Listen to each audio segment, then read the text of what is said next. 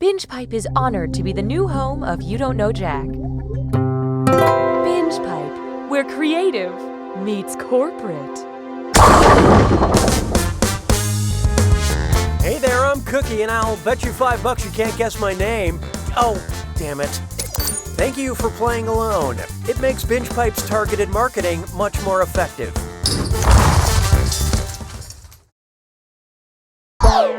Okay, let's see what lies ahead. Time for question 1. To get things rolling, prepare to be softly rocked. What's the softest rock? The Talking Heads, Quartzny Love, Gypsum 41, or Marina and the Diamonds? Okay, what'd you pick? Talc is a 1 on the mineral hardness scale, which means you can scratch it with your fingernail. I love rocks so soft it gets stuck in your head and under your fingernails.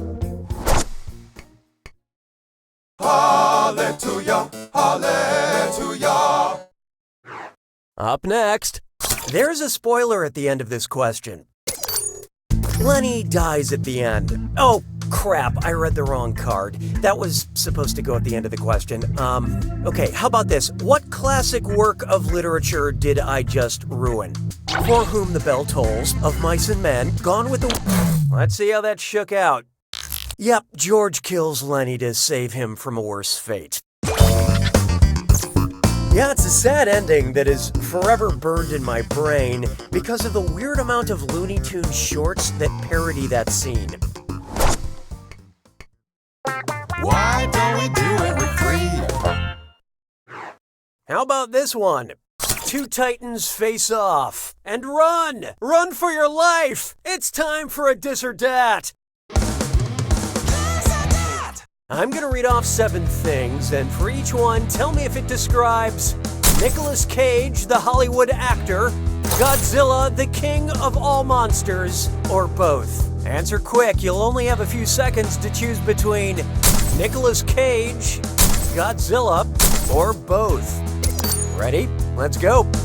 Has a dinosaur named after them. Has a star on the Hollywood Walk. Served as a UN Goodwill ambassador.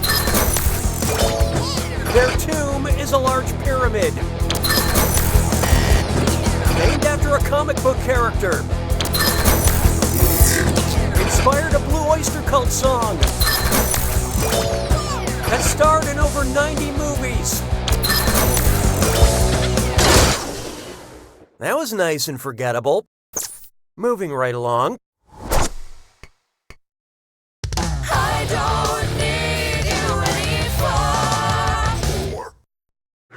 Next up, a goal in one.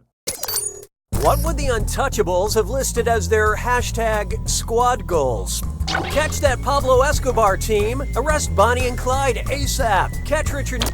Okay, let's take a look. The Untouchables were a team of lawmen who arrested Al Capone. Hashtag Elliot Ness Queen.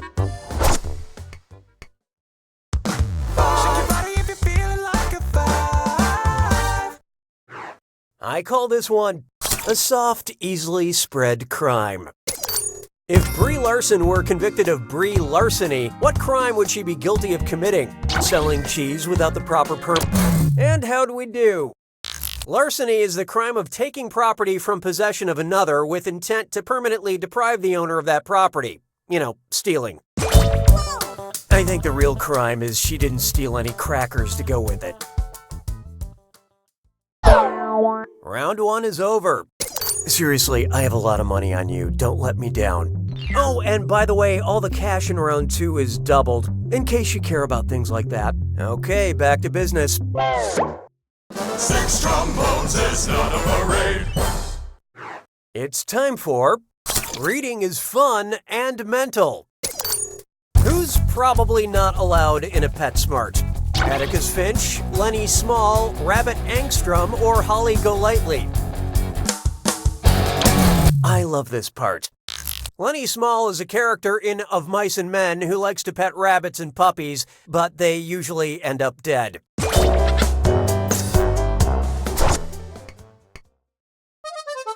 La vie est un canard. 7. This one's known as Octopus, Coffee, Queen Elizabeth, or Frankenstein. Octopus, coffee, Queen Elizabeth, or Frankenstein. The doctor that is. Important part of the inspiration for the invention of the first webcam. Octopus, Coffee, Queen Elizabeth, or Frankenstein. Hope you like what you picked. The webcam was invented at the University of Cambridge so researchers could check and see when the coffee in the break room was ready. I always put a piece of tape on my webcam so the CIA has no idea when my coffee is ready. 'Twas then I learned to heed the winds of 8. Feast your eyes upon this. Casual dining for the enlightened mind. I just had lunch at the Philosopher Cafe. It's like an Applebee's if Applebee's made you confront your own mortality. Which appetizer pays tribute to the father of existentialism? A thrice-baked Play-Doh potato, a Comte croissant with beef drizzles, a farmyard flatbread with Kierkegaard. So what'd you pick? Soren Kierkegaard is known as the father of existentialism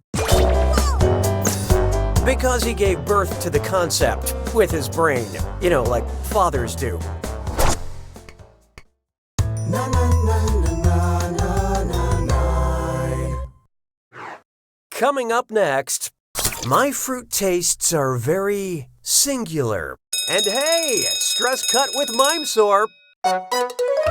It's time for a Remember to type quick. That cache will be counting down until you lock in an answer. Okay, get ready. Look at this gibberish phrase and tell me what popular song title it rhymes with. Tart, red plum, you got 'em? And don't let that punctuation trip you up.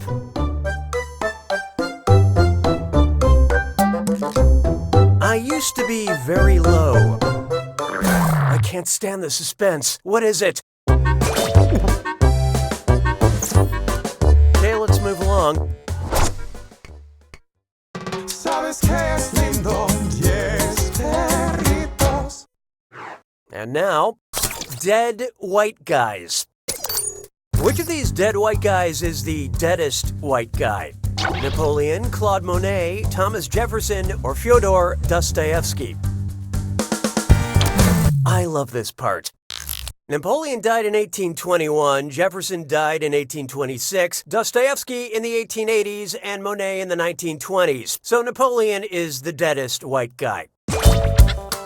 But the whitest dead guy? That's gotta be Monet. That motherfucker is so white, when there's a blizzard, people are like, what's the weather outside like? Monet is blocking the view.